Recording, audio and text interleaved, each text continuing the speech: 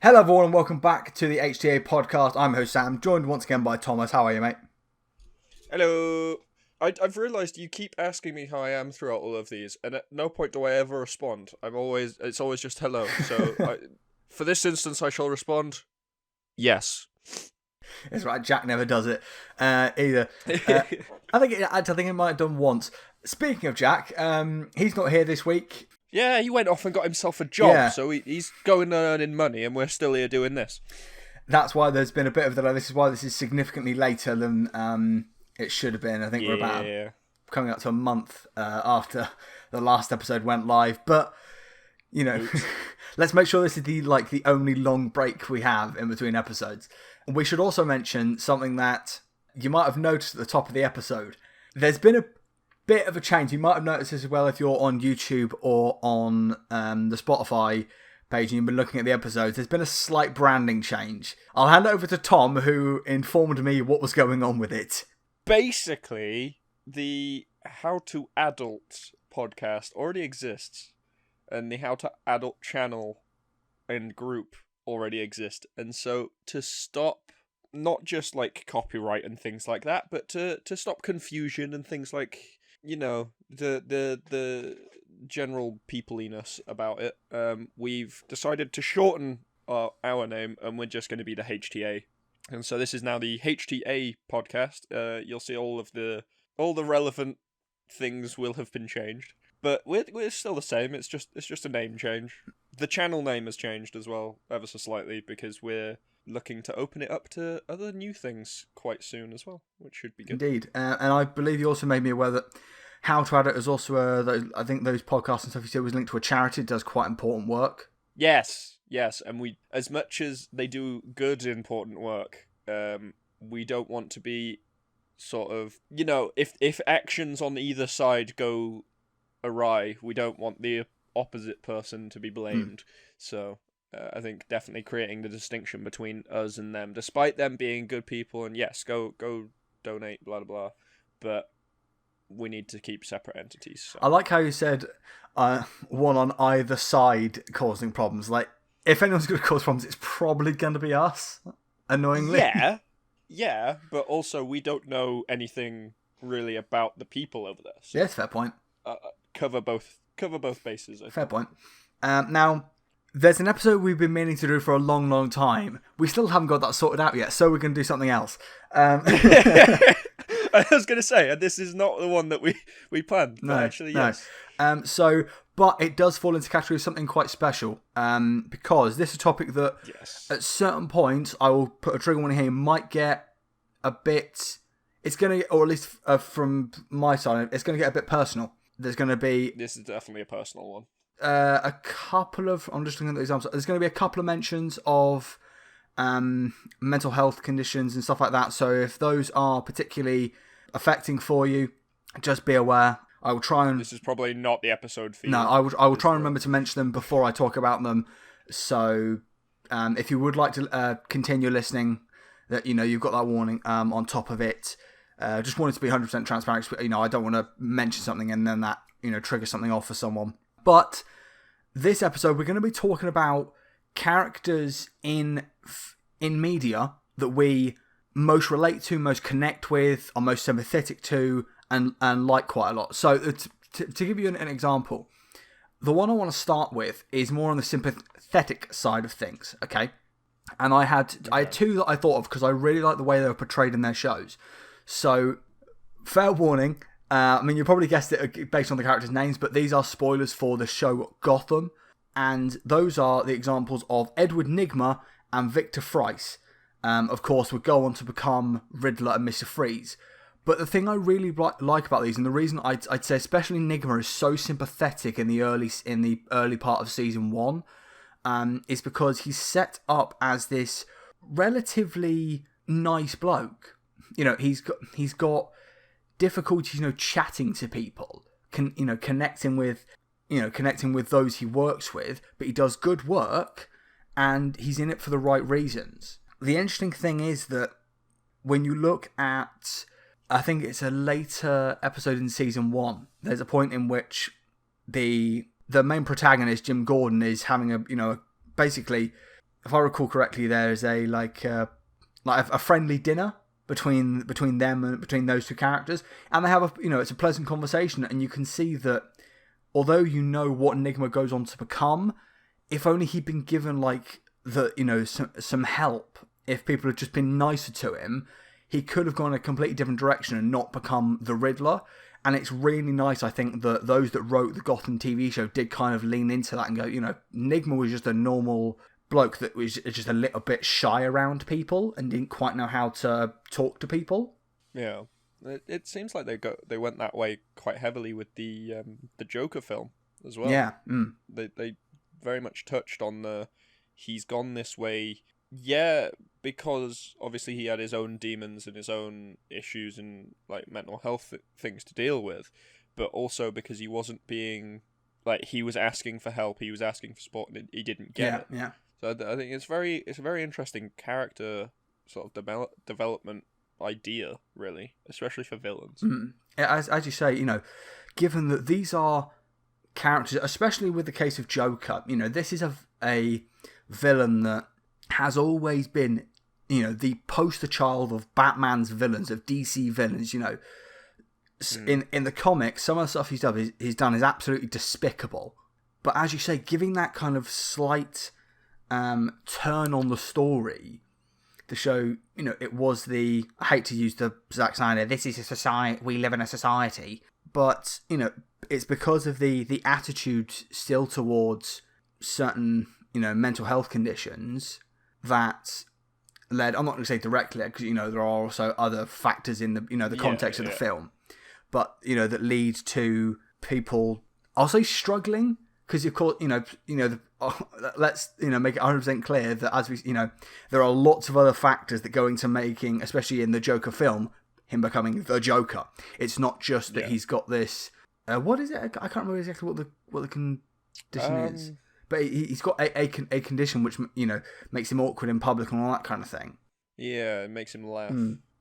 But they touched on it quite heavily in the film as well, about how he was in the process of getting support, going through the whole counselling thing, but then the sort of the head, was it the mayor or the government or whatever, pulled the funding, and so he just didn't get the help he needed. And I think it's the showing off of the raw character behind the villains at that point, just before the point of no return. Yeah. Because every time you see, this one is more Joker specific, but I'm sure it does it for other characters as well. Every time you've seen him before that film has been after he's already been the Joker for so long, after he's done all the bad things and all that. He's already cemented himself as being the villain. But before, in the Joker film, it shows him obviously right at the beginning, but it's the before the point of no return, where he could possibly go, no, I'm going to go do something else, but I need the support to do so. And if someone, if the support was given to him, he would have been able to come back from it.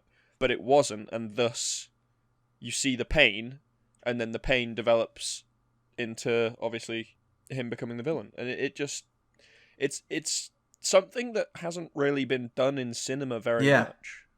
It's very interesting you say that, because I'll bring it on to the person I brought up, Riddler. In Gotham, it's very much because, if we look at all the different variations of Riddler we've had in media, we've had the one in the Arkham series, who is already in his Riddler guise. We've had the Jim Carrey version, which I'm pretty sure was already in his Riddler guise. You had him in the Telltale. I think the majority of them, it's similar to the Joker. I think have the majority of them already been the Riddler, and you don't really see a lot of Edward Nygma, the guy behind the supervillain.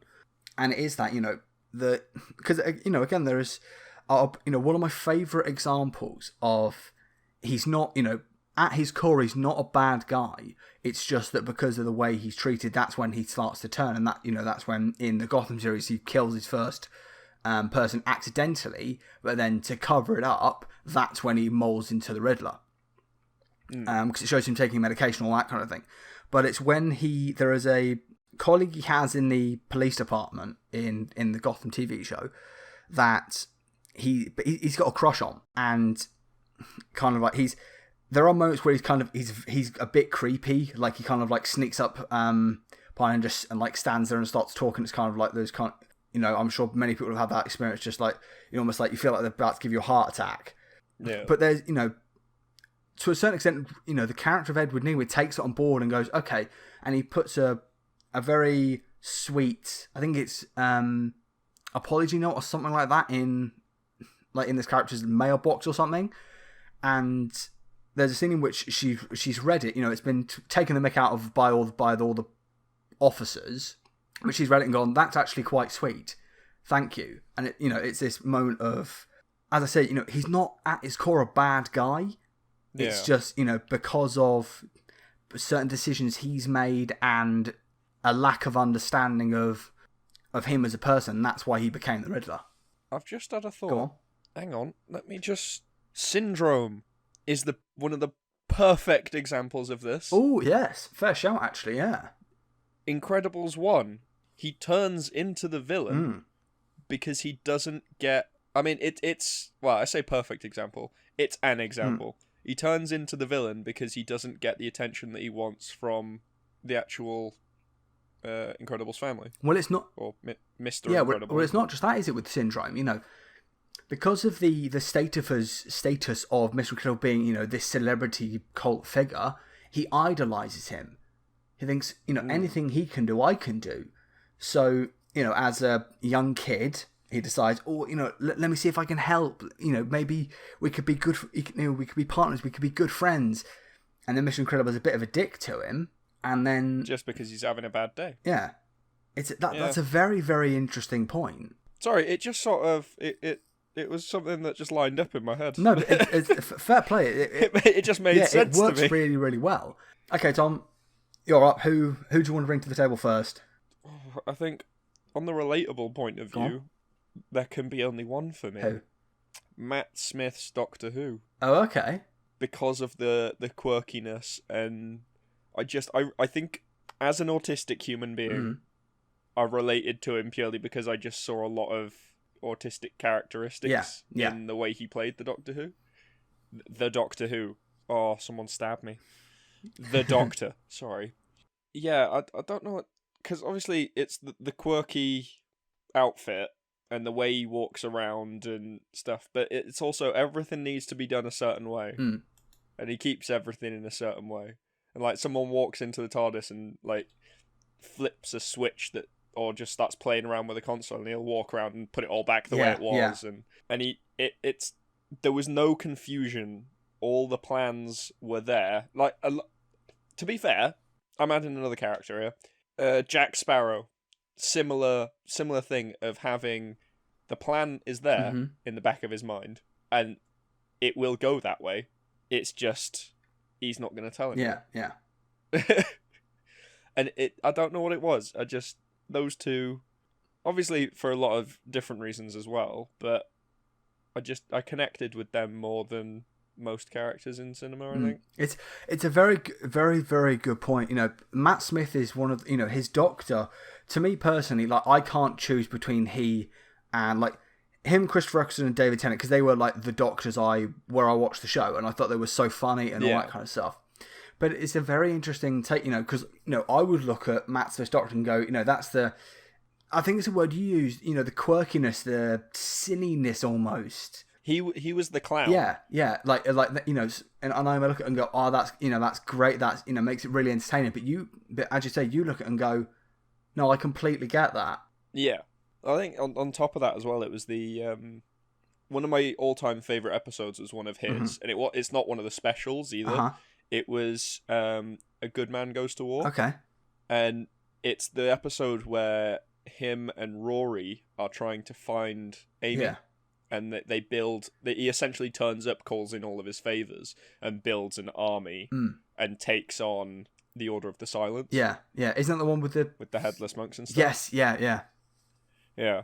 And that is one of my all-time favourite Doctor Who episodes, purely because he's a really nice person. He is a really nice, he gets along with everyone. He tries to understand everything, and if he doesn't know something, he's willing to learn. Yeah.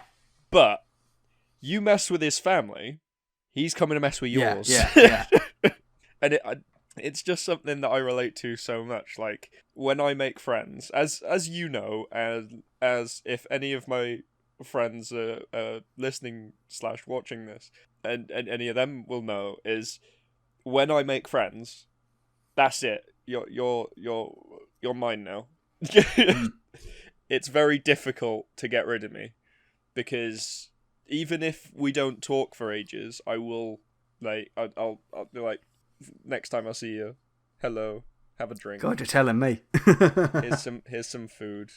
Blah blah blah. Like, I will just be like, I'm the guy that throws things at you if you need it. Like, I recently had to help someone because they were struggling. They didn't want to tell anybody about it, because they felt like they would be the bad guy because they're asking for things, but they were suffering alone, and they dropped something in a conversation, almost accidentally, and I just sort of was like, okay, well, I'm going to send help, and so we've now sorted them out, and they're back to being happy again now, and that's the sort of thing I saw when I watched the Matt Smith stuff, was that even characters that weren't recurring characters, so like that there were people he would meet that weren't ever coming back or were going to essentially die at the end of the episode, like the Gangers episodes. I was going to suggest the Van Gogh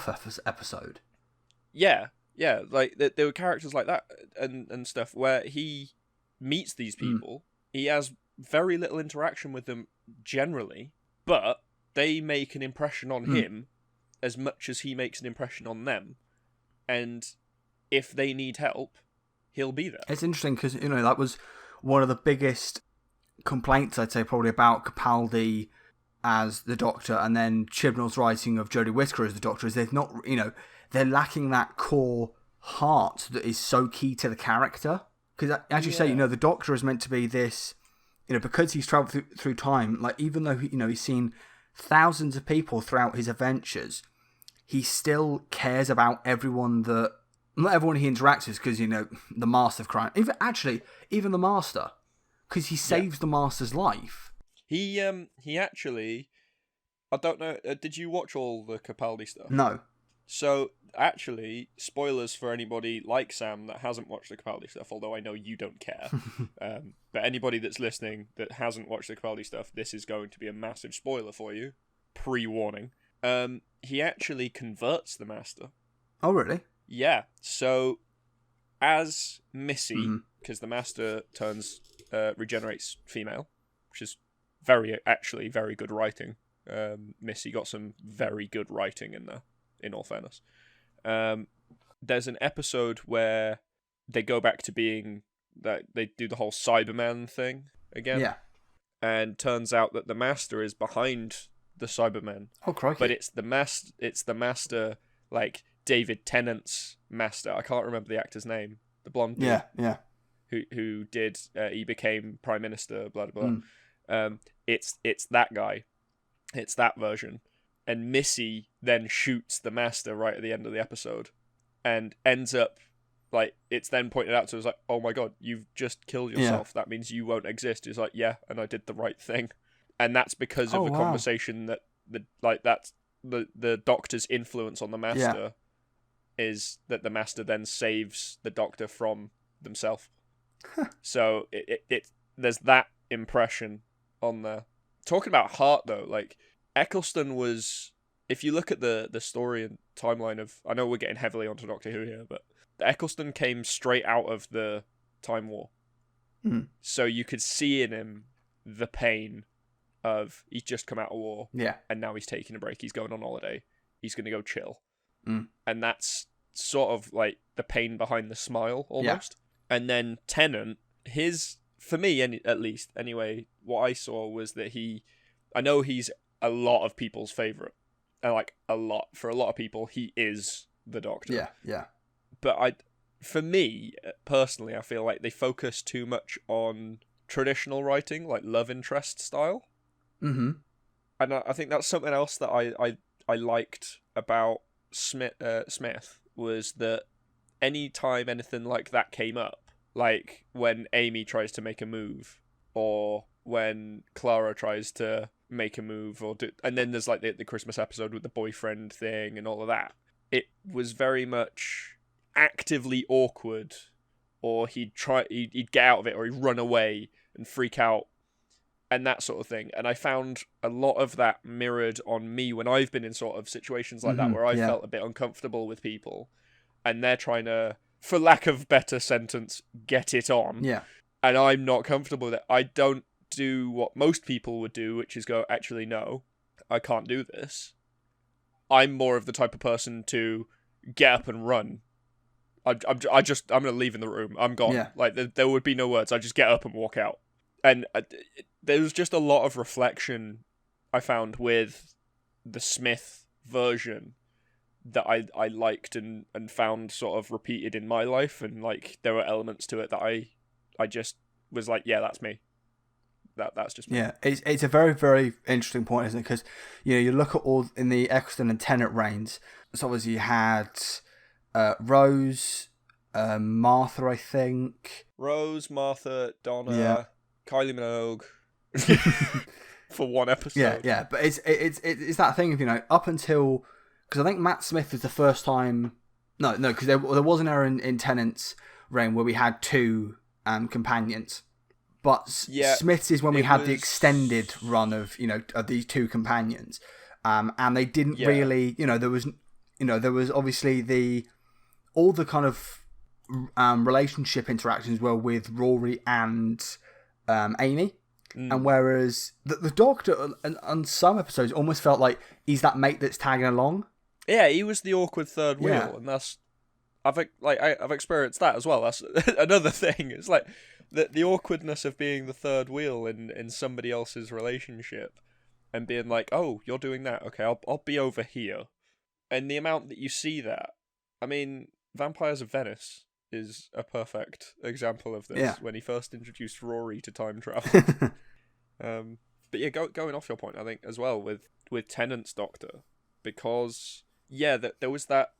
I mean, there was a couple of like short stint episodes with, especially with Rose. Yeah, it was Rose and Mickey, and then Jack turned up for a short period, and then suddenly there was Rose, Mickey, and Jack, and Rose's mum, and her granddad as well, wasn't there?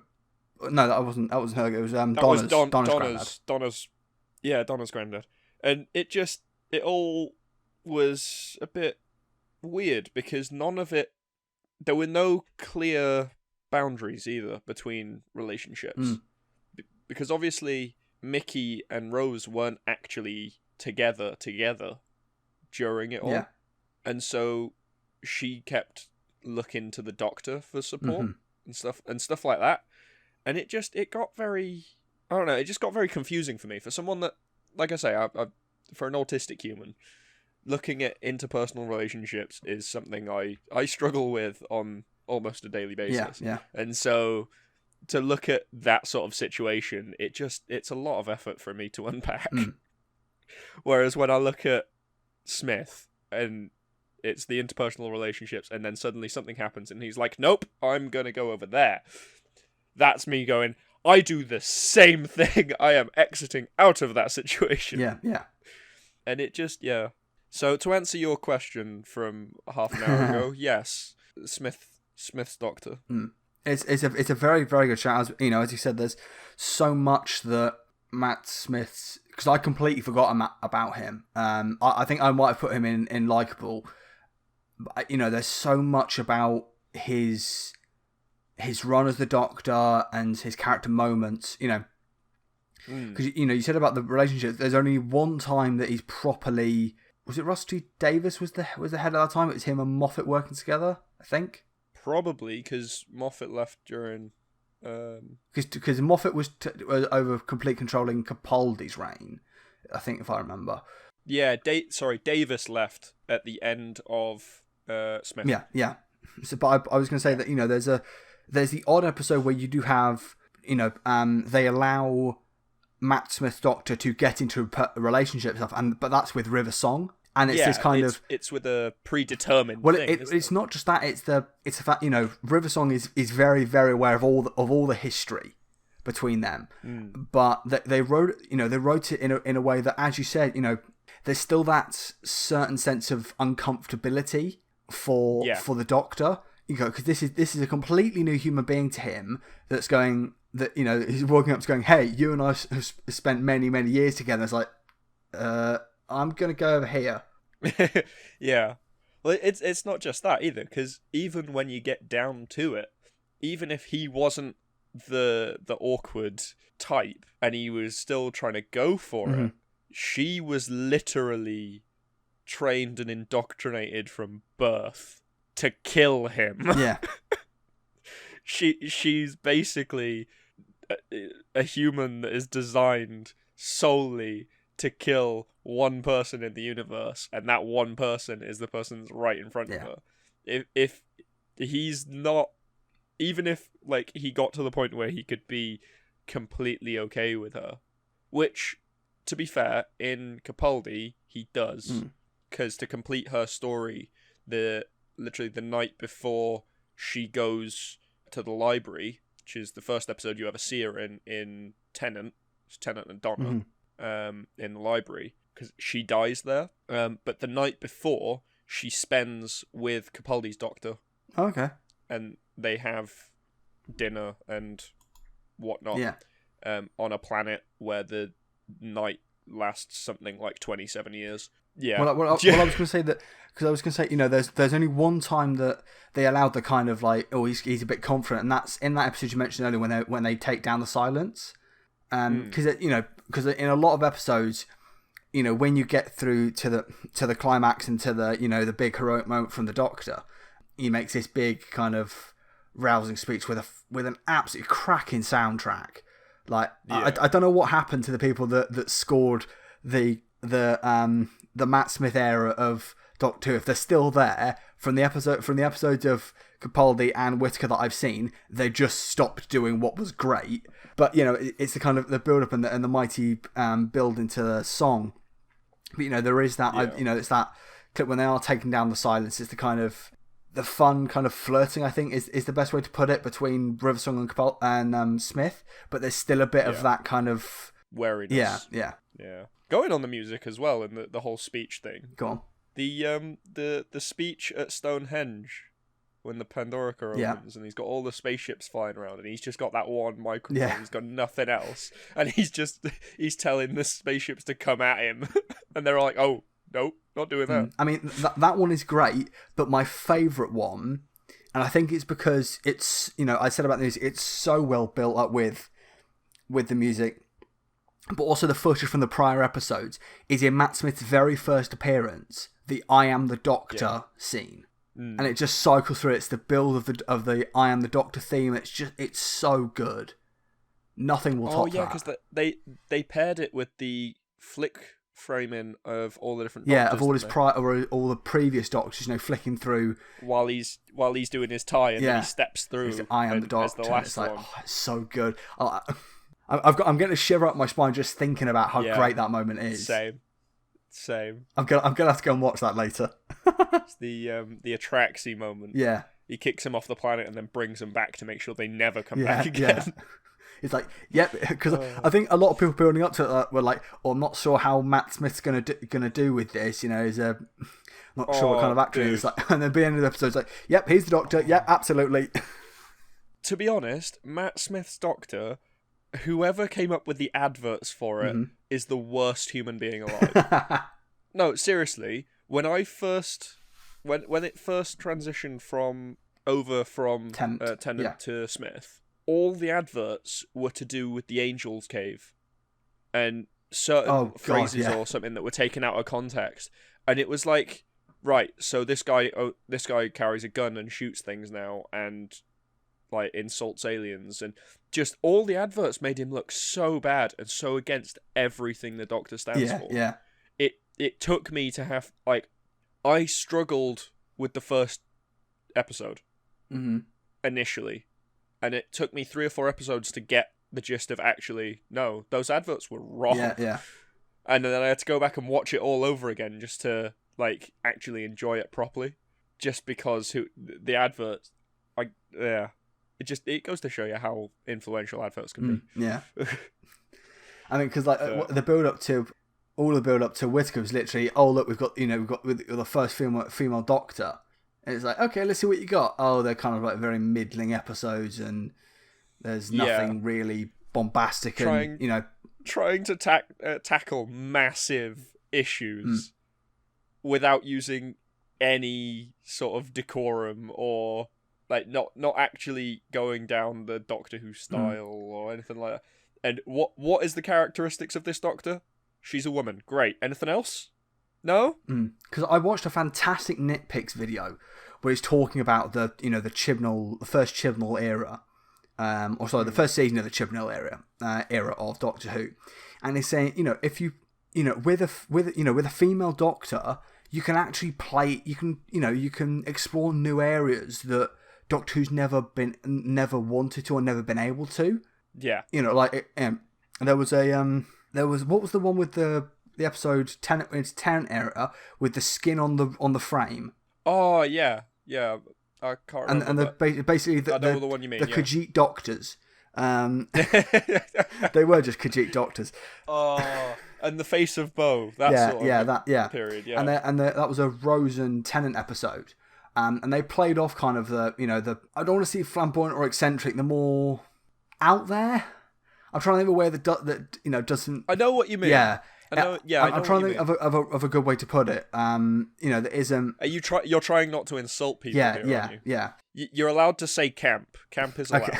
Because obviously the likes of flamboyant, eccentric, they've always been used as like slurs for to use against gay people, and I want to avoid that as much as humanly possible. No, we know. Okay, it's camp. Okay. I'll use the word camp. It was a camp works. Yeah, we'll go with that.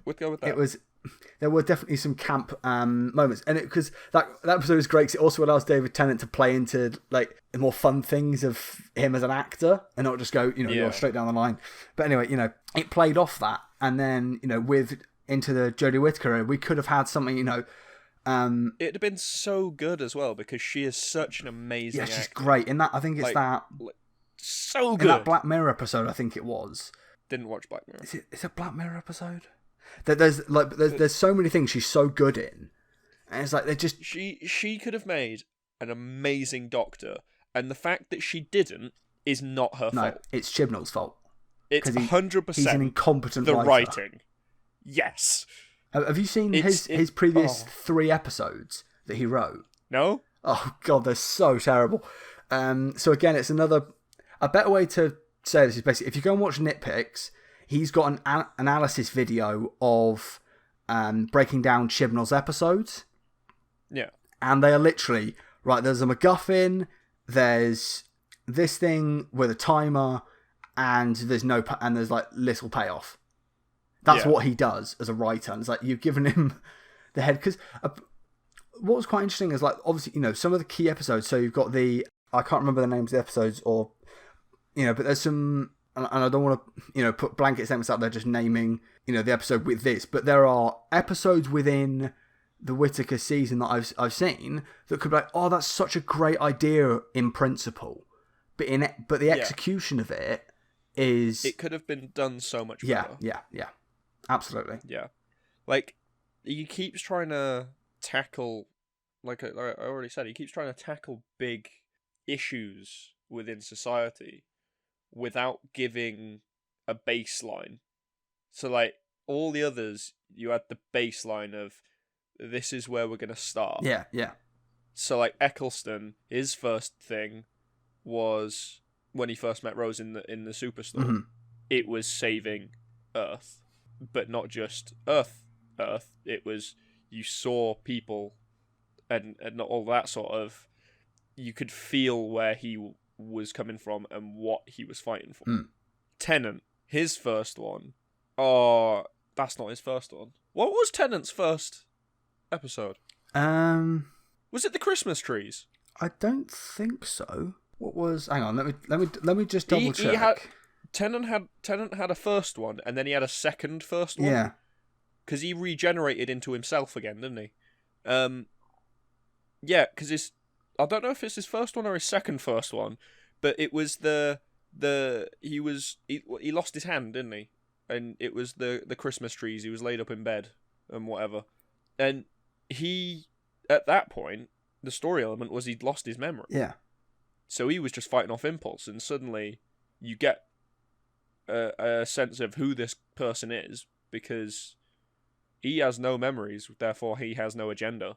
So if he's fighting off impulse and he's saying that this is bad, you know where he stands. And again, with Smith, he had his memories and what he stood for and stuff, but he went massively down the rabbit hole of who am I really? And you didn't get that with Capaldi or with Whittaker. I mean, they did the memory loss thing again with Capaldi, and what did you get from that? A grumpy old man that didn't like anybody and didn't want to do anything. Yeah. It wasn't until he got his memories back that he decided he actually wanted to help. And then with Whittaker, her, like, the first episode, they lost an important character that was fundamental in the backstory of two of the other continuing characters. And then the overall story for it was they were saving the Earth at night with no one around, and it just felt like they weren't trying.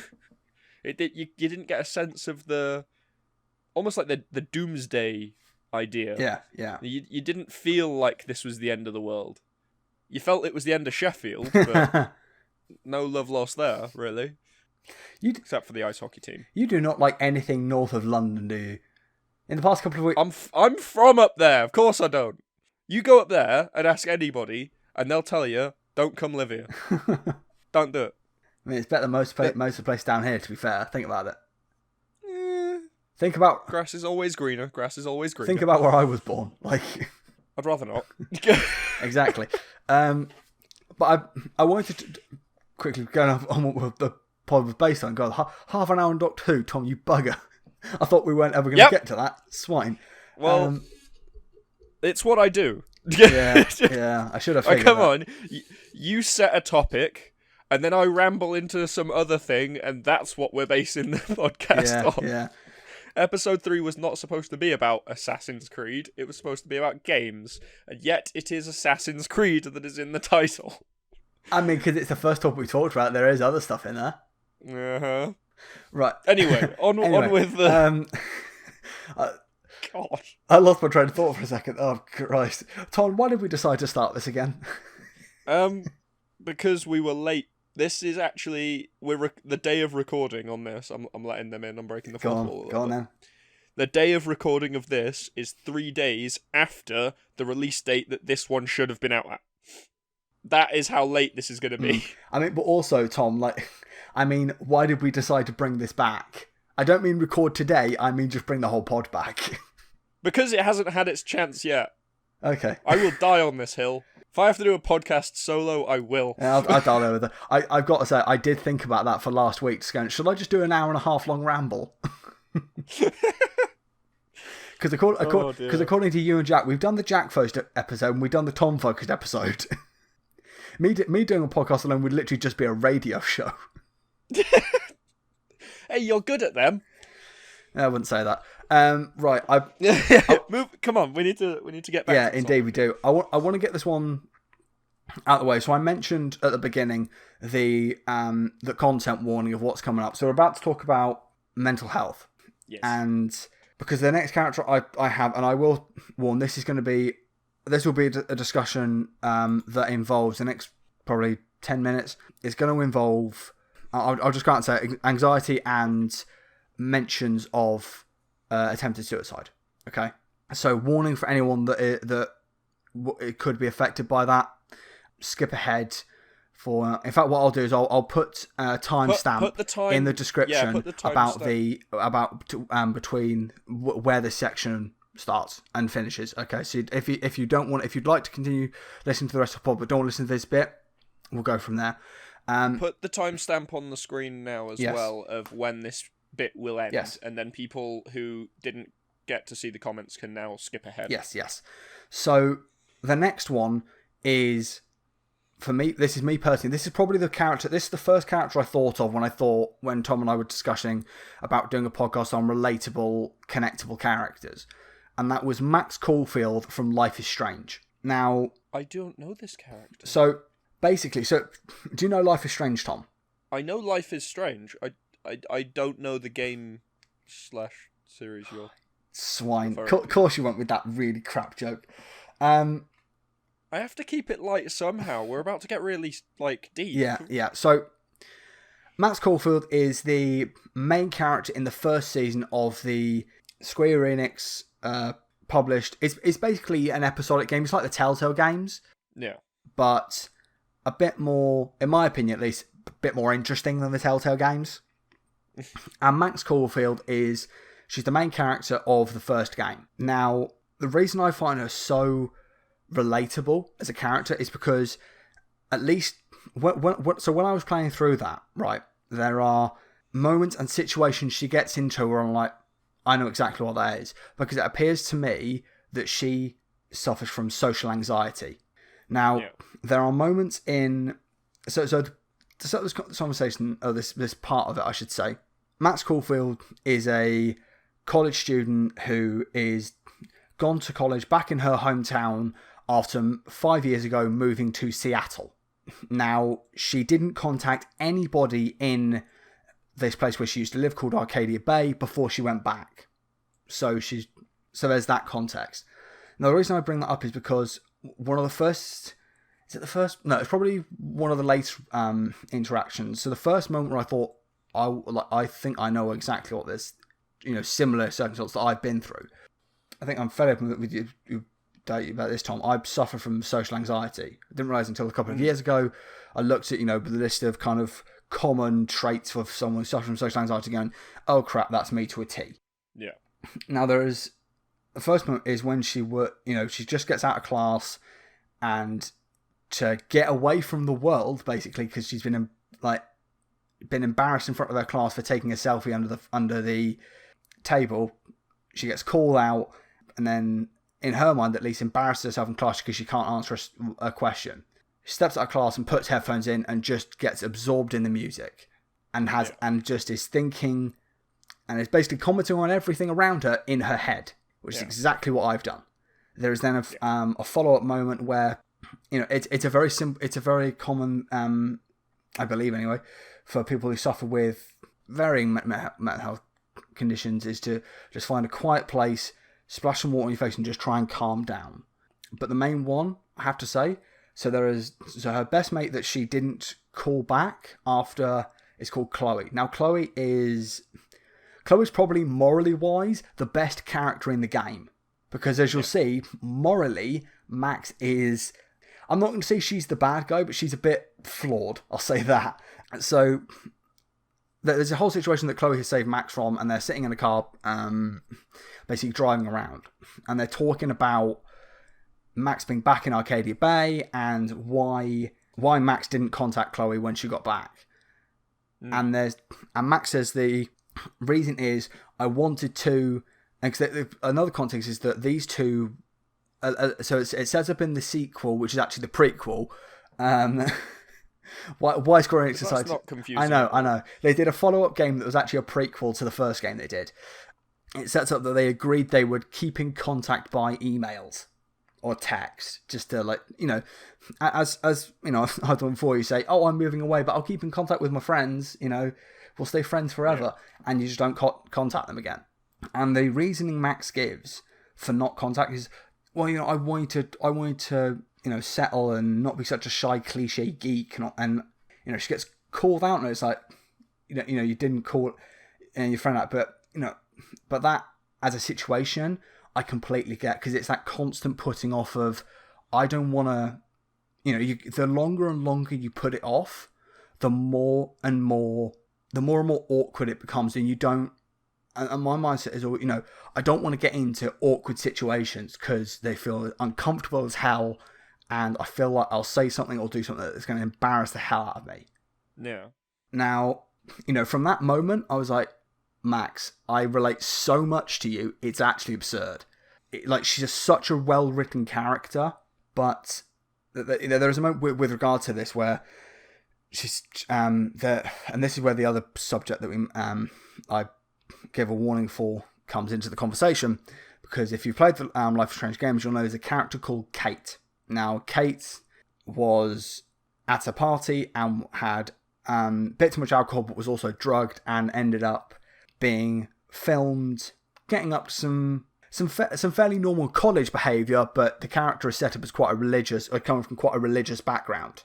So, shall we say questionable?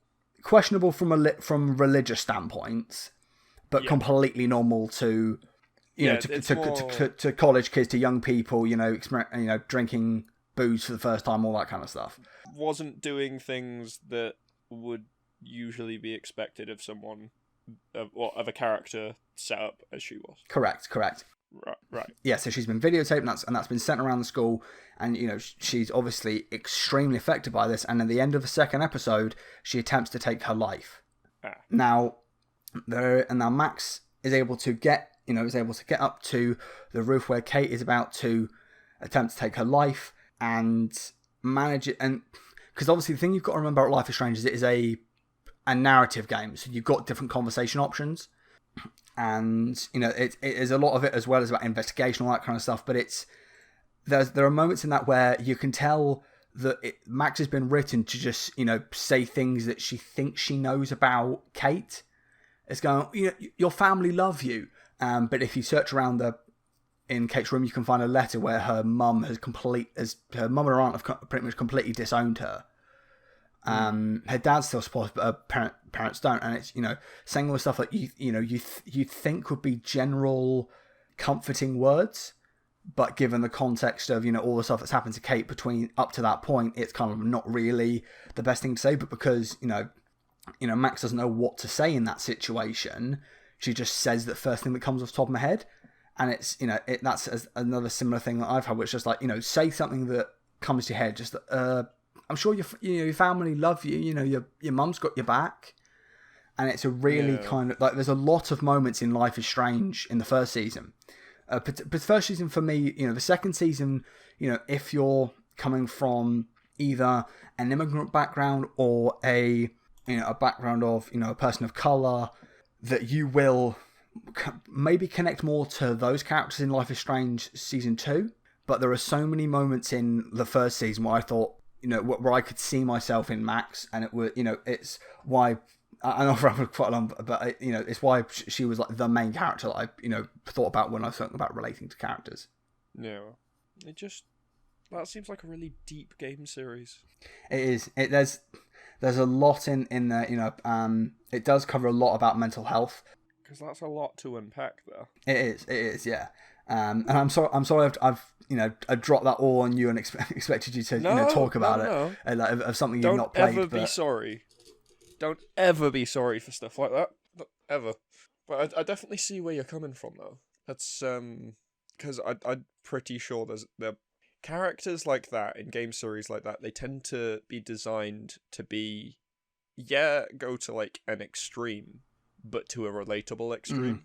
And so I don't think you're going to be the only one that's related to that character. Well, I was going to say the reason I brought it up is because the reason she was the first character that popped into my mind is because playing that game, and if you would like to share, please, I'll shut up because I've been talking for the last 15 minutes.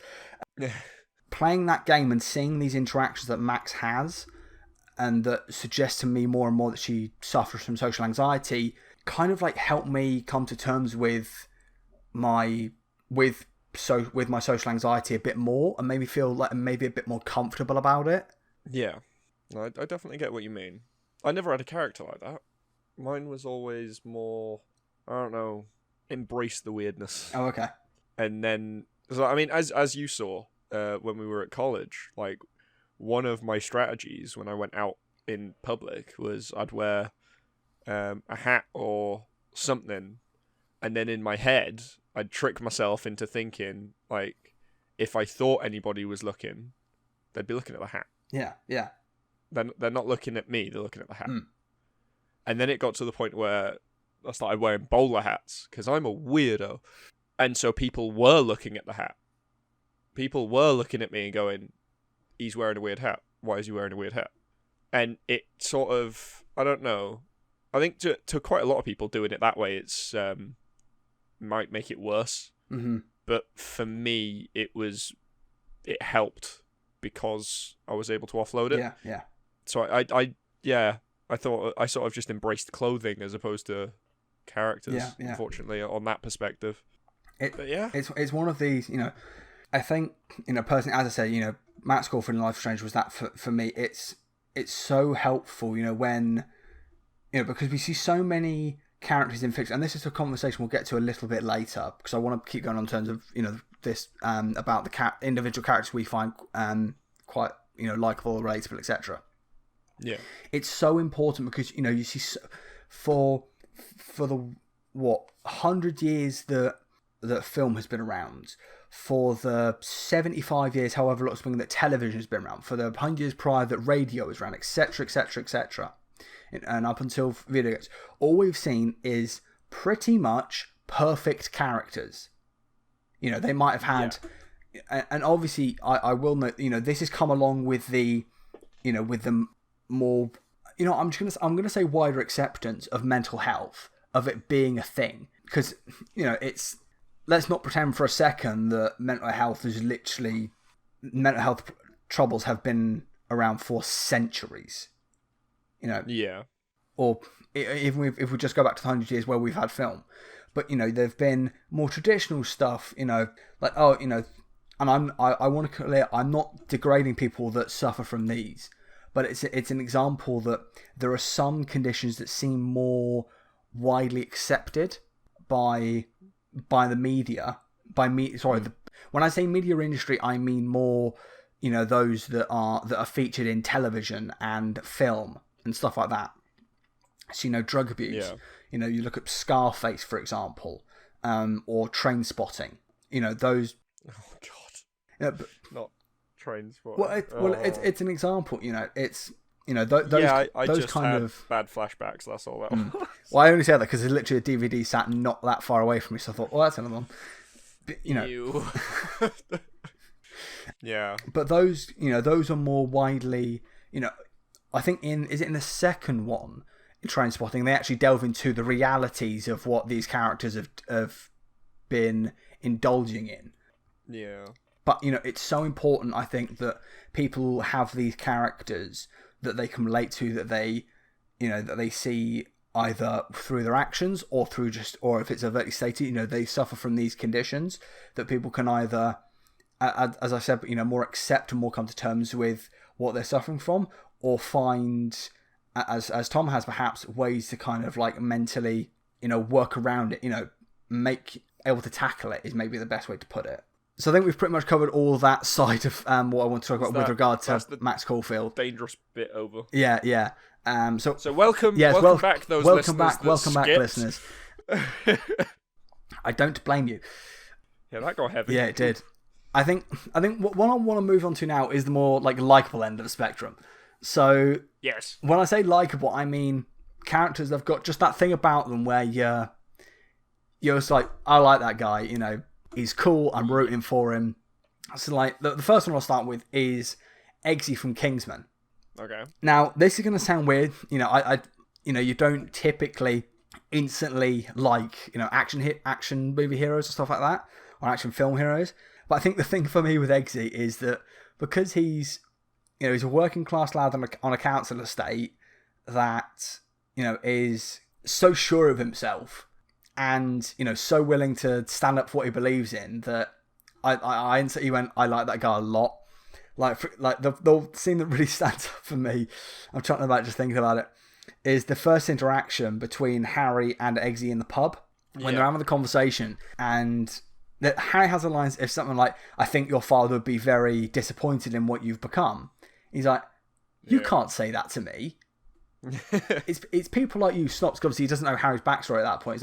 It's people like you snobs that look down on us. It's you that send us off to wars, and expect us to just get killed, fighting in a conflict we've got nothing to do with. It's that kind of strong moral, strong personal character that I like so much. Yeah. Like another one is Jyn Erso from Rogue One. She has been, she was abandoned at a young age from Saul's resistance. Yeah. And has managed to, stay alive. And when she, gets back to Saul, she's like, are you kidding me? You just left me in the middle of nowhere. And it's like, and his response is, well, people were starting to learn. I was 17, you swine. I was still a child. Me to like you still? Yeah.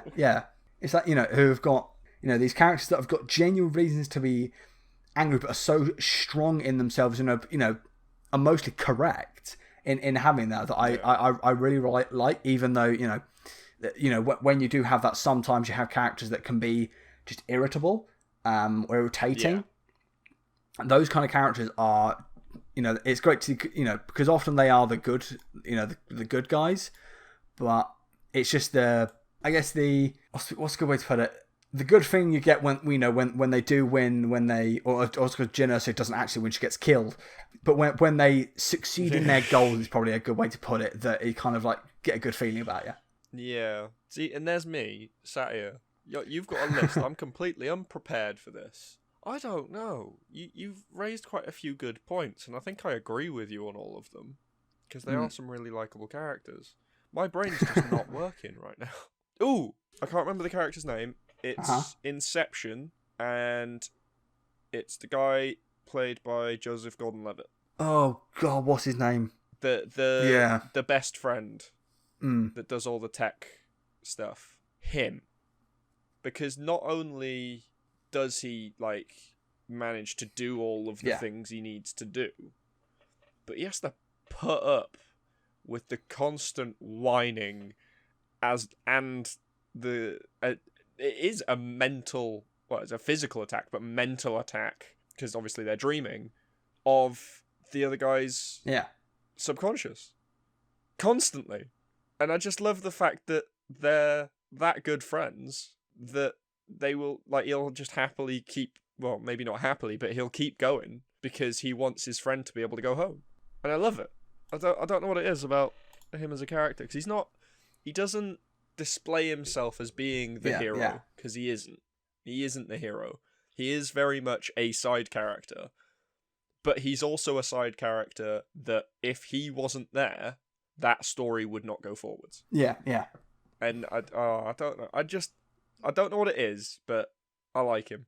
Well, I on that similar mold, right, of characters that if it weren't for them, then the story would stop.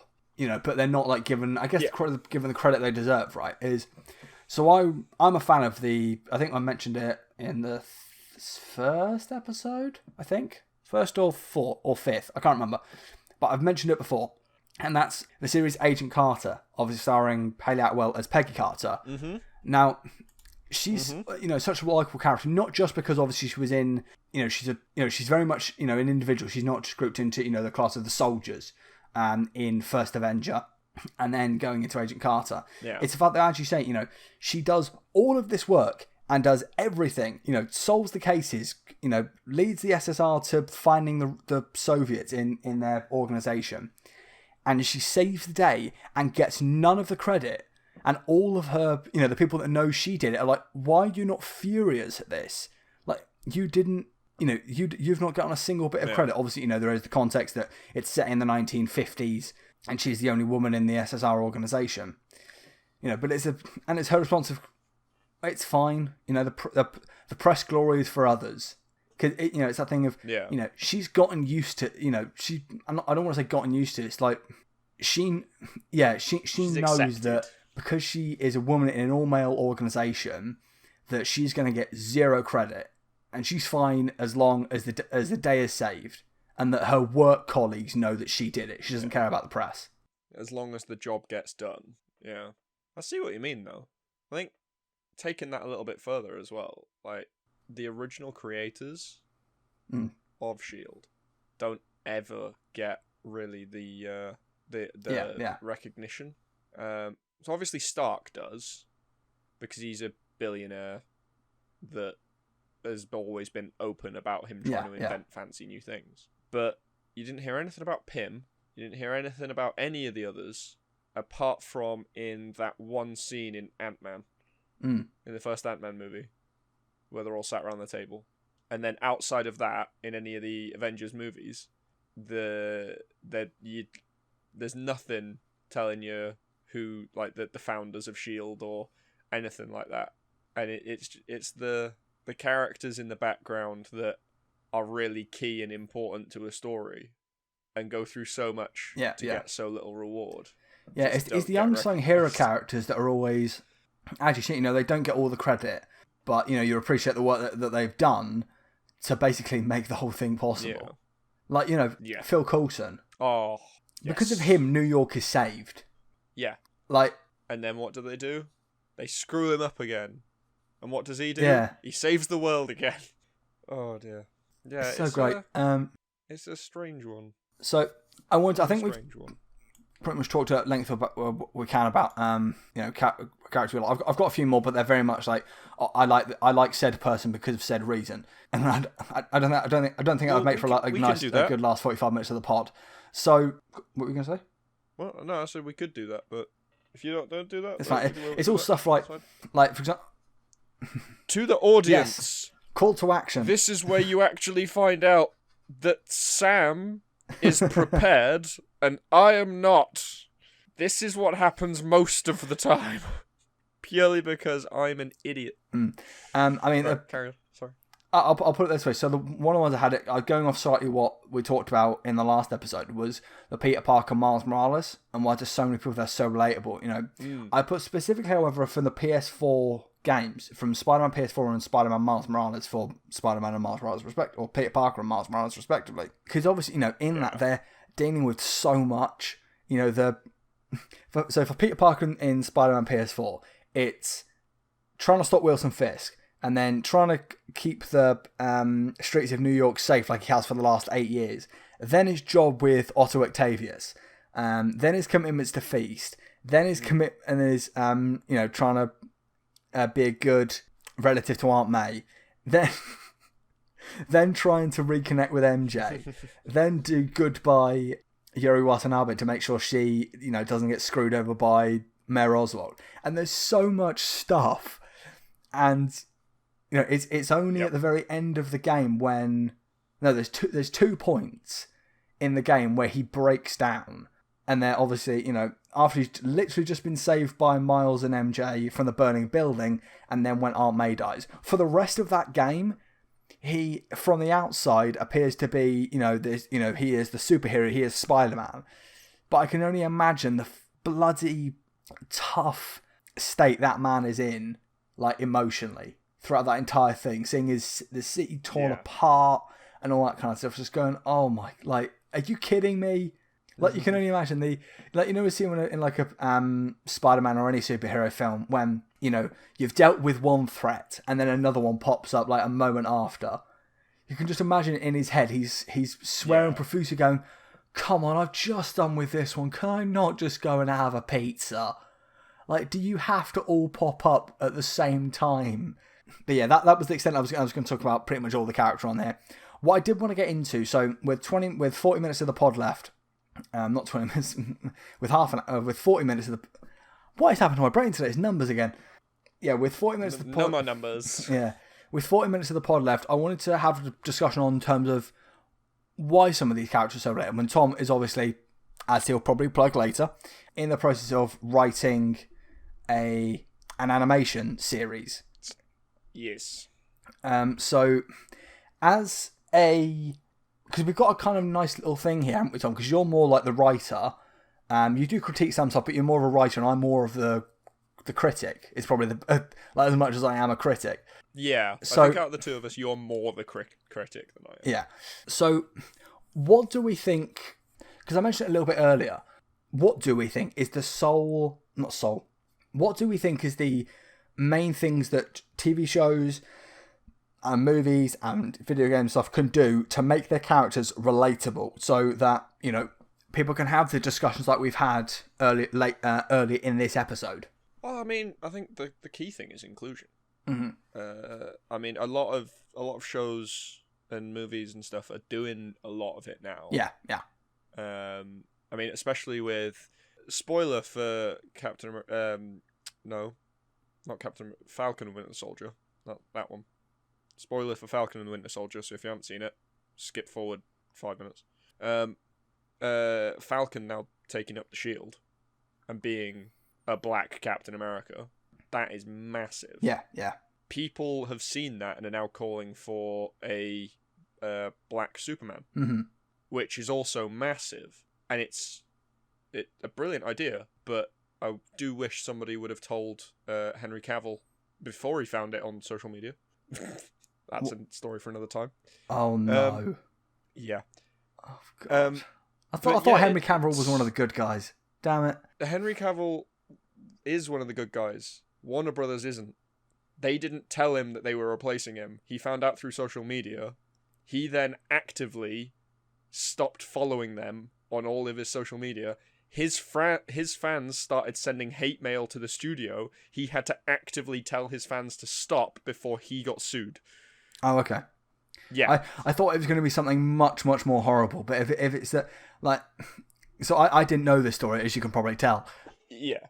If they decided to replace Henry Cavill with a black actor to be Superman, as you say, it's fine. But do talk to your actors. I thought it was going to be that Henry Cavill said something really horrible about it. I was going to say, oh no, oh god, not another one. No. Thank God for that. No. He's still a good guy. He's still a good guy. Good. But yeah, no, it's definitely, it needs to be more.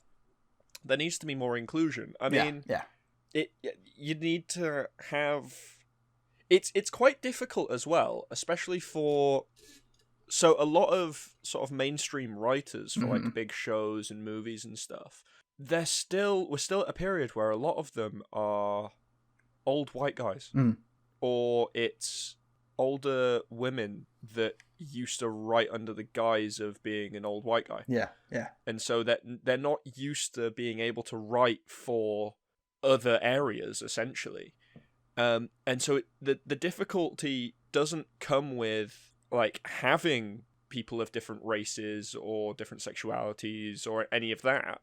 The difficulty comes with writing for them without making it look like they're being advertised. So say you want to have a gay person, like a gay character. Yeah. In. Before you even get to like casting, which has become quite a big issue, the writing of it needs to be done in such a way that, yeah, they are a gay person. Okay. So, obviously, the gay community will hopefully, your hope is when you write this character that they will hopefully find someone that they can relate to in whatever you're creating.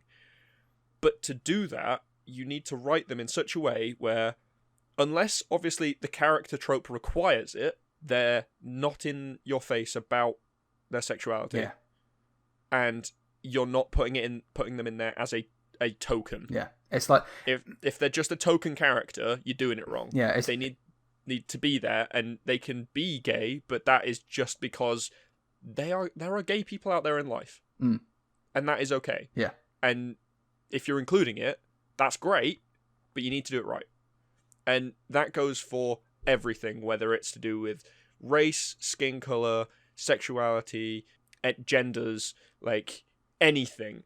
For inclusion, it needs to be written right. And a lot of the stuff that's out there, they're going, oh, but we've got these type of characters in there. Okay, cool. The fact that you've just pointed it out tells me that they're tokens. Yeah, it's like, who's writing this before? Like, tell me who's written this before. Yeah. Because, I mean, like, I know someone, they are a very lovely transhuman being, known each other a while, is great. They're doing uni at the moment, doing psychology. And they're doing gender studies, which is interesting. And incredibly confusing. But it's that unknown at the moment that their professor didn't know much about it. Okay. Now, being an old white dude, you'd expect him to just learn the bare minimum so that he can find out what this person's writing and make sure that it's correct and then send them off, wouldn't you? No, no, no, no, no. This is one of the nice old white dudes, the type of old white dude that we need, because he's come back and gone, can you, I know it's a bother, but can you write up extra bits and sources for me?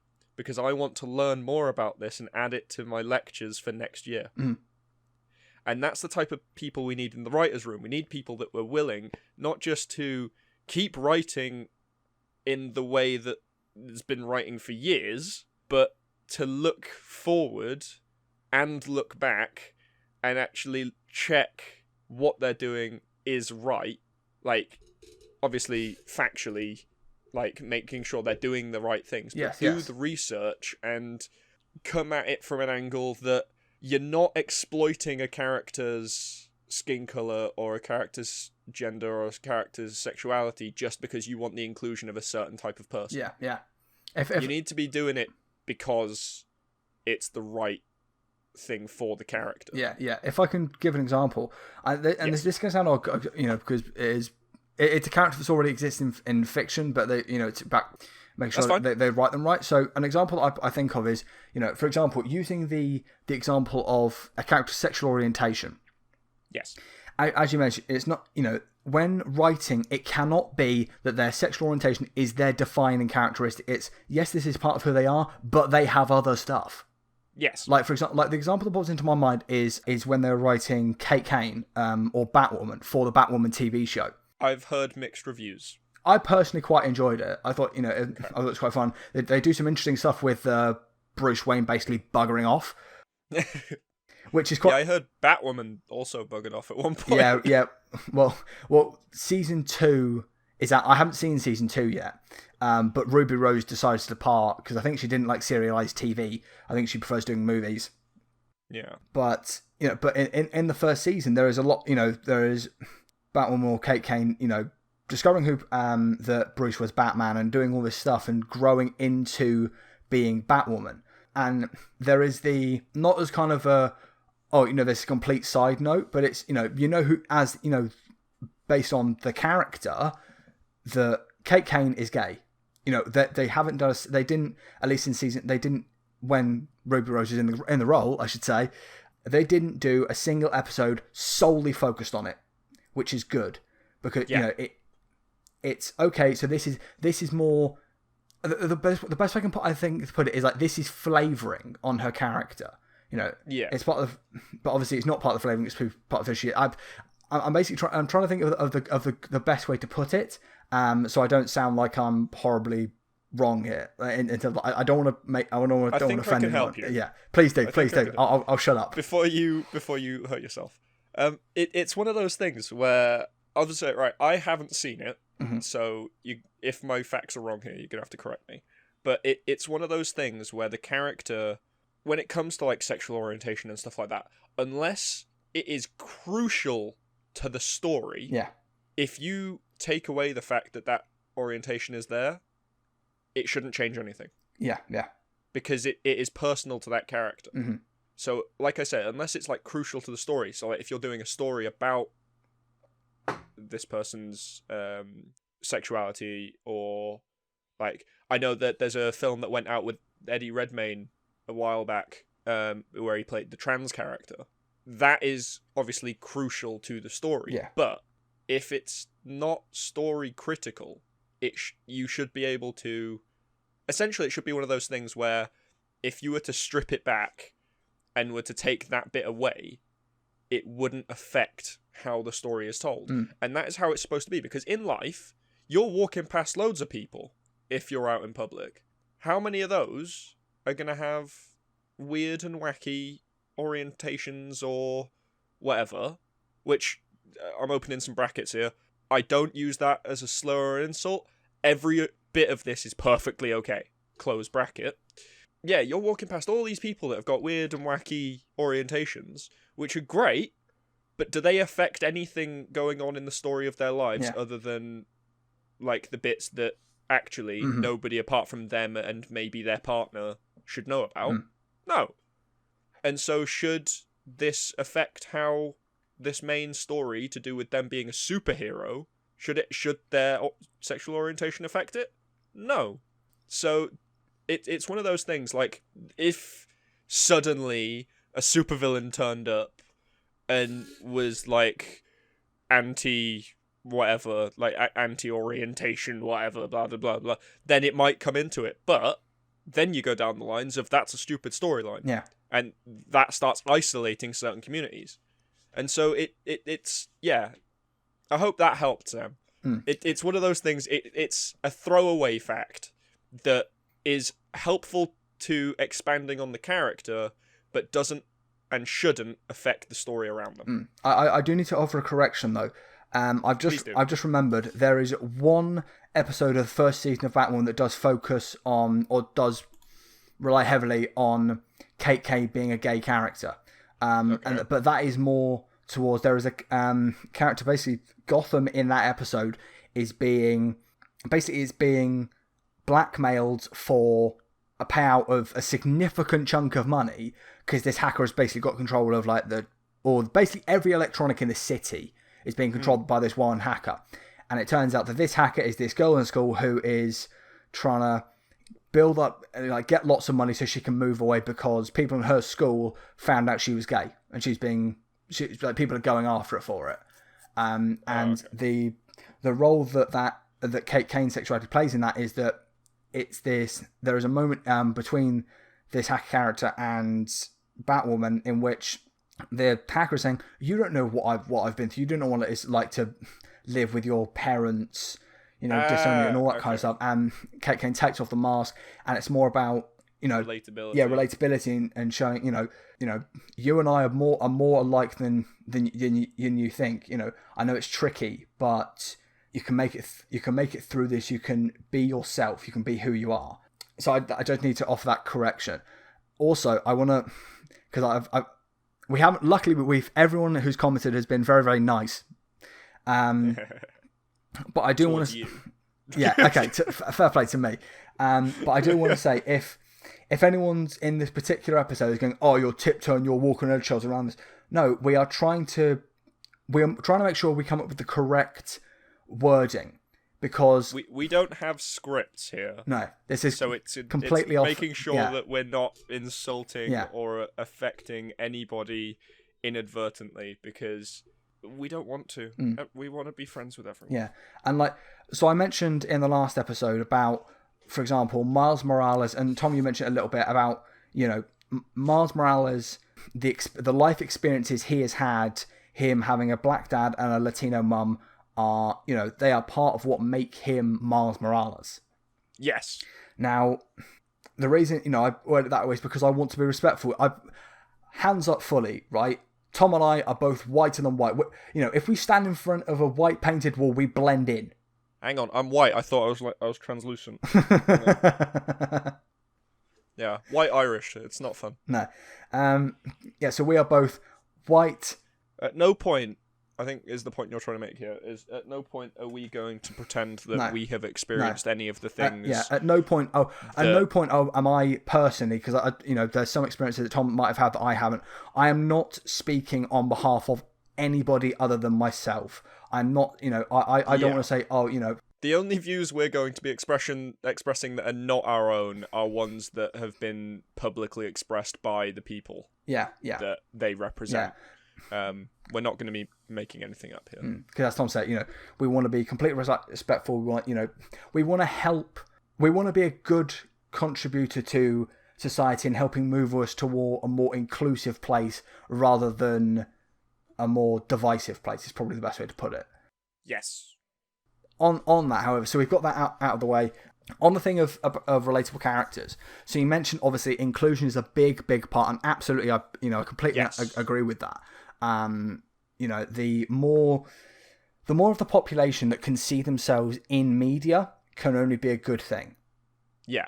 But I also wonder, if I mentioned a little bit ago, if part of it is also, as I said earlier, in media we've seen so many quote unquote perfect characters where they've been, they've had minor crises in their life that were, I dropped my this $2,000 bottle of wine and I can just go out to the shops and buy another one. That kind of thing. Yeah. Inconveniences. Yeah, inconveniences to the rest of us. that these perfect characters treated the biggest thing in the world.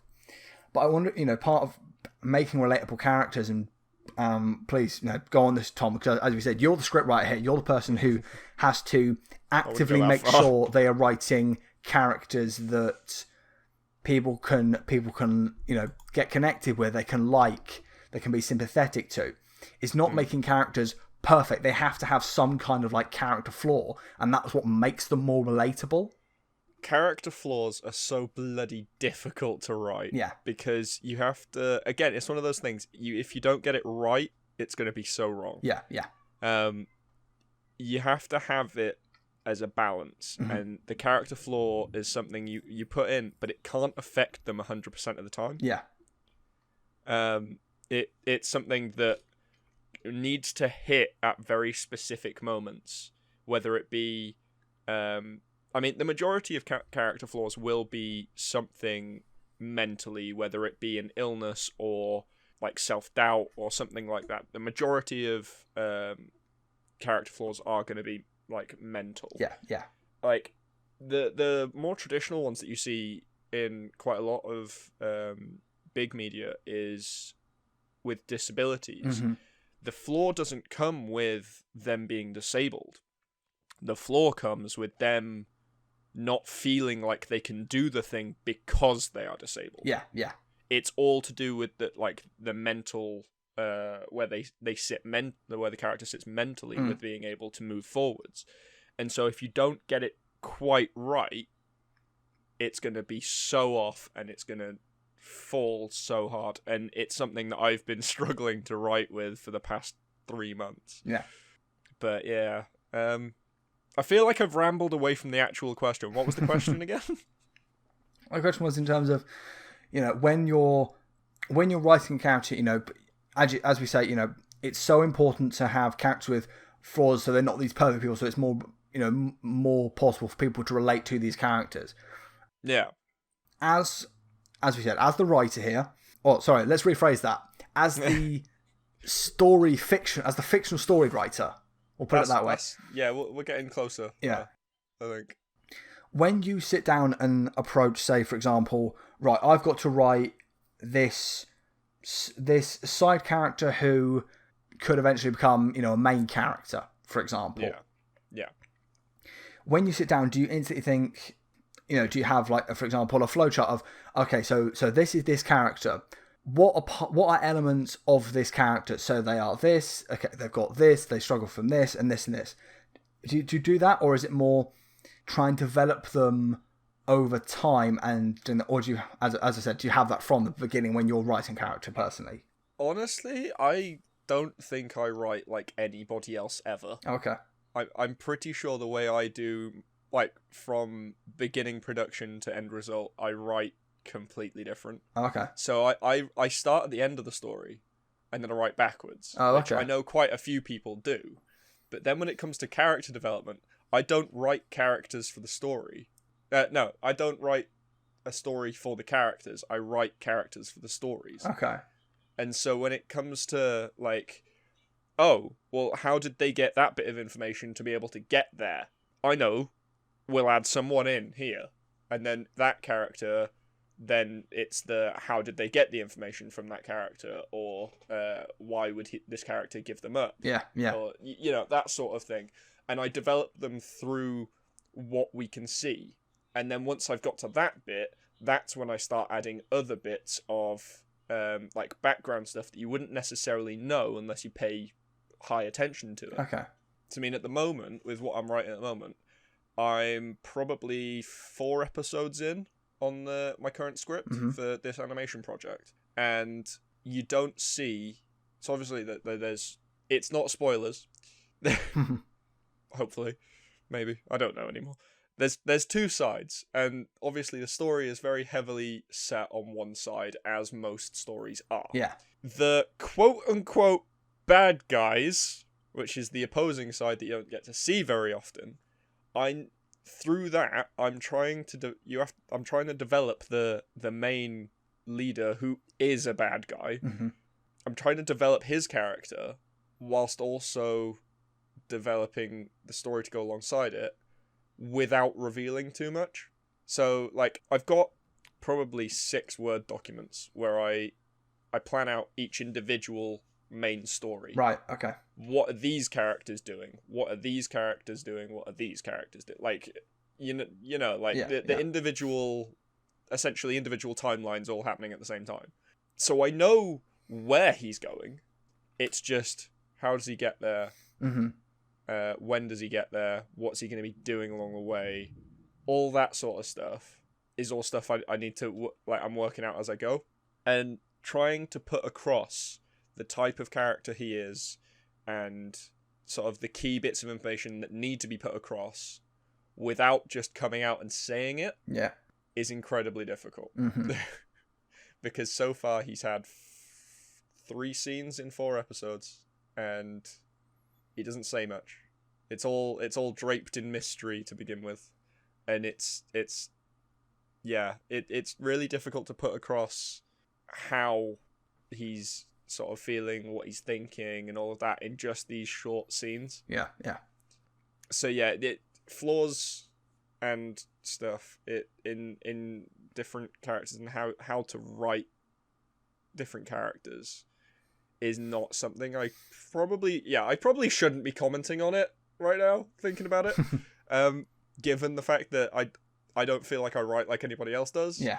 But yeah, it's one of those I feel like if you're gonna do it, either just write a perfect character. Oh, okay. Just write a perfect. It's easier. It's much easier. Just give them limitations. Mm. But if you want to take it that step further, write the perfect character, give them limitations, and then strip them down again. Oh, okay. Why do they have those limitations? Well, if that limits that, then that would also limit this, and this. Yeah.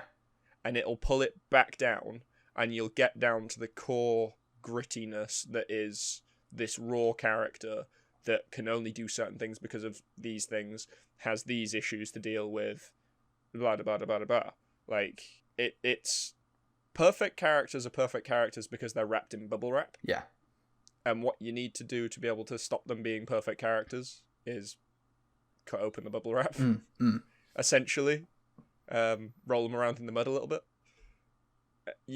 The older the character as well, it gets a little bit easier because you can just start adding history. Yeah.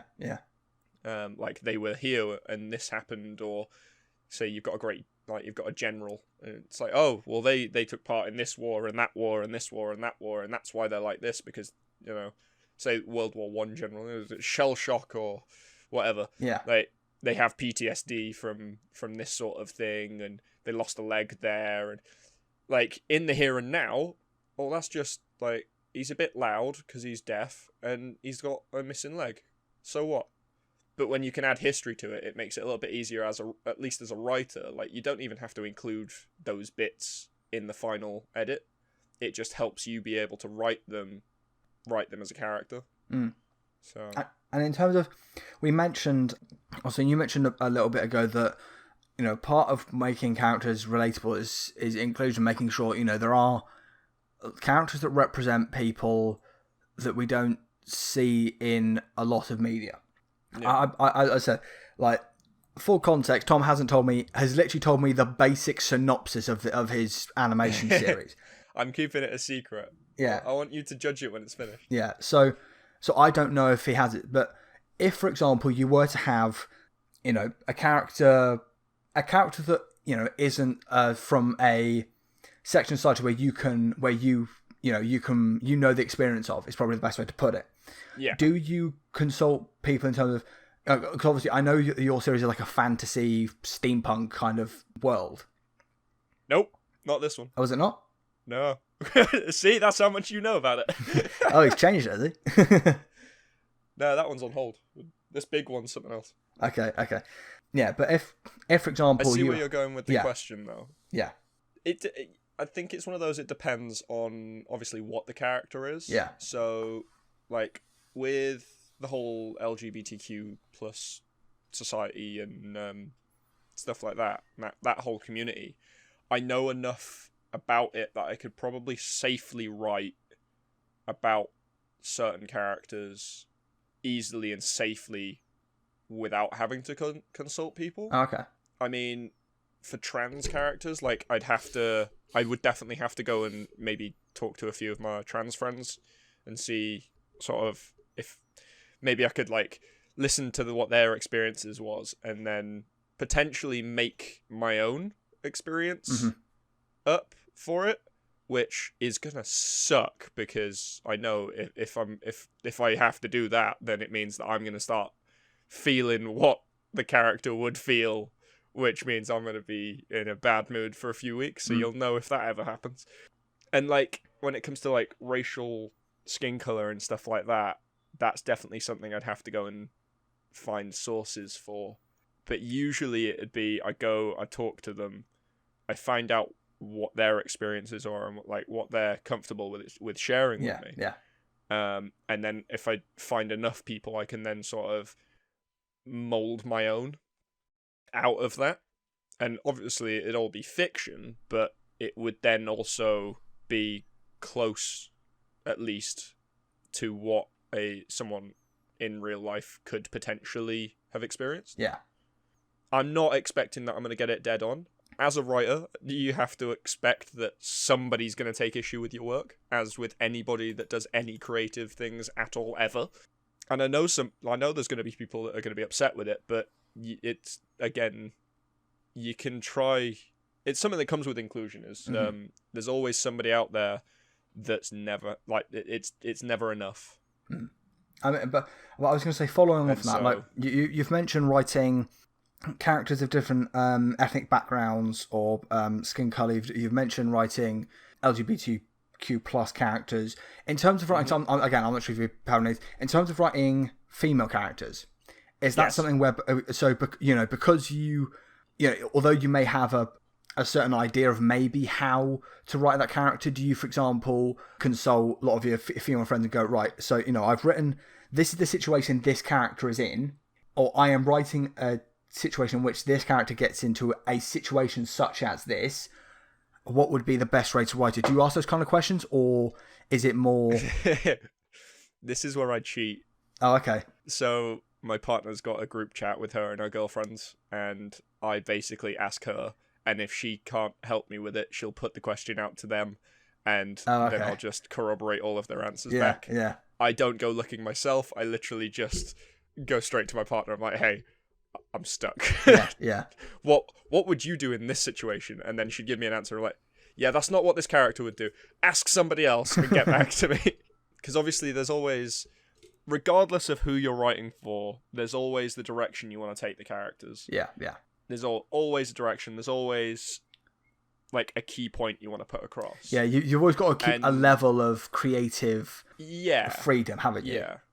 But it's finding that middle ground to where, it's the perfect blend of creative freedom, but also representing this character that represents this group of people correctly. Yeah. But there are certain times when you can cross the boundary of getting too close to reality that actually it starts detracting from the story. Mm-hmm.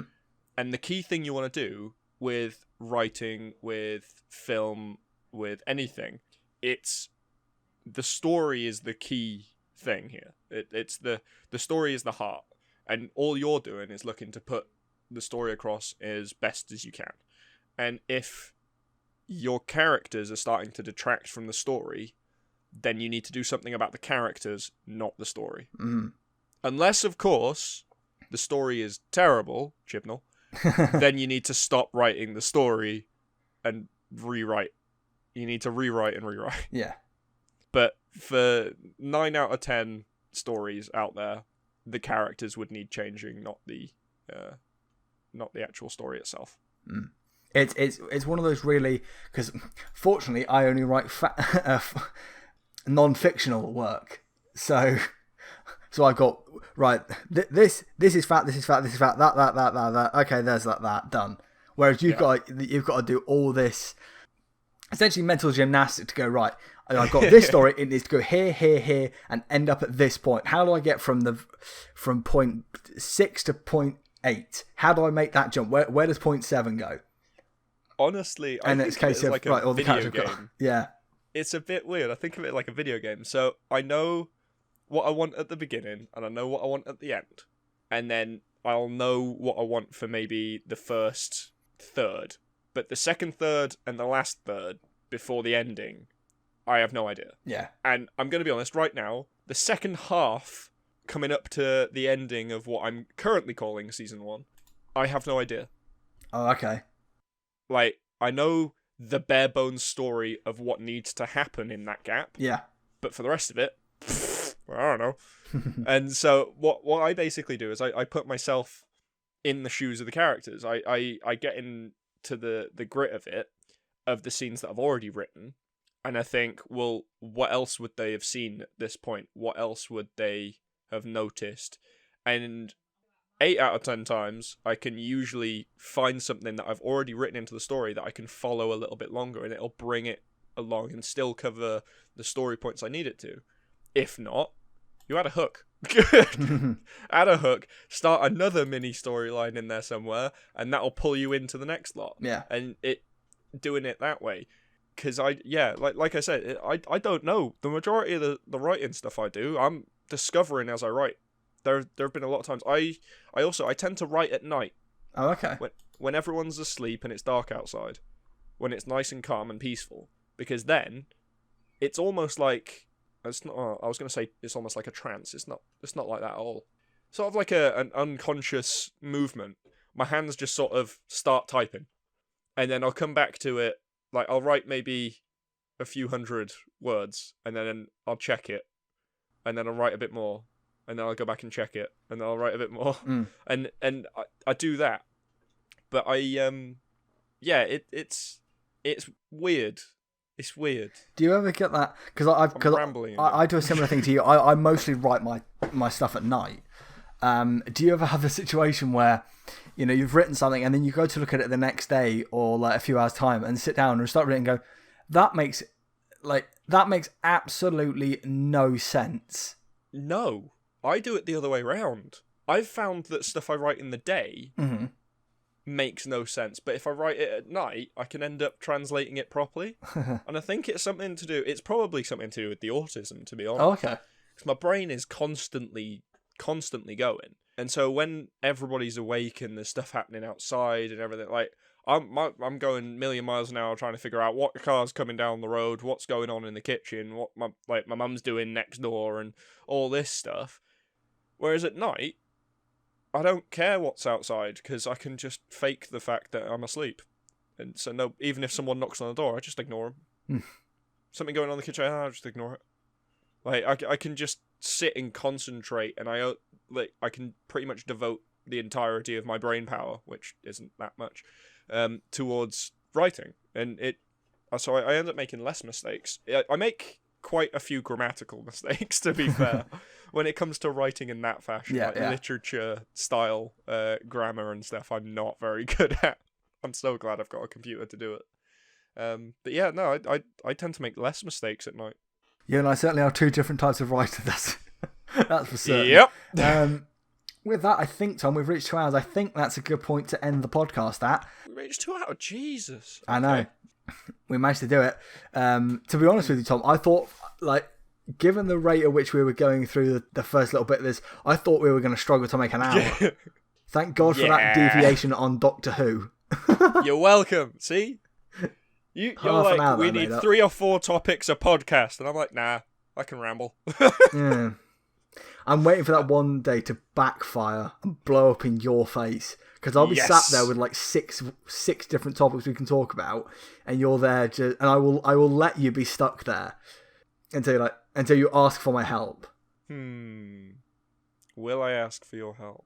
Will I? Because the thing is, sooner or later... We'll find out. Sooner or later, I will get bored of all this waiting around and go, oh, fine, I'll bring up a new topic. I mean, there is that. Yeah.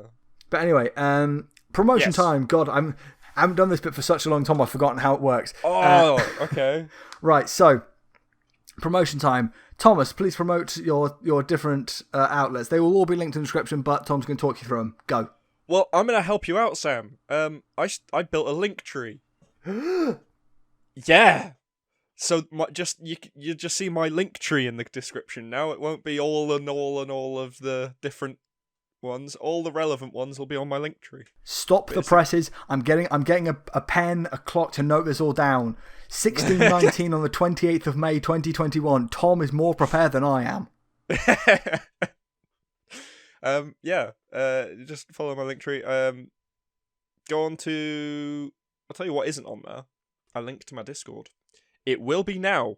By the time this video goes up, there'll be a link to my Discord on there that I'll show you when any of my YouTube video goes up, when I'm streaming, and it'll be where I'm going to start releasing the animation tidbits every now and again, once they get to a point where they can be released. Yes. We're not at that point at the moment. Yeah, so... but yeah, that's where I hang out as well, so if you guys want to chat, just, pop in, say hi. So yeah, so you can catch them on Twitter, Facebook, YouTube, Twitch. When's your next stream going to be? It's going to be over probably Sunday, right? Given... What? I mean, no, 8 o'clock tonight. Oh, okay. Technically. Shut my I've mouth. got a schedule on there. There's streams every day. Streams every day. Supposed to be. Again, make note of this. Tom just corrected me. That doesn't happen that often. Patreon as well, if you'd like to support his project. I think still anyone's supporting you, so nope, not yet. You can still be the first. It's still there though. It's still there. It also gives you special bonuses and stuff for the Twitch and Discord if you donate to Patreon. Special emotes and crap like that. Yes. Yes, so go and follow Tom on all of those platforms. Your turn. Thank you. You can find me twitter.com/Wilboy_99. You can find me on YouTube, The Football Network, and Bloody Brilliant Games. You can find... No, that's all I do, innit? I mean, you have got a Twitch channel, you just don't use it. Yeah, I don't use it. I have been thinking about using it again recently, but I've not... There's so much... I've basically got to rebrand that entire thing, and it's just so much faff that I just can't be arsed. Oh, dear. Me talking to someone that literally streams every single day.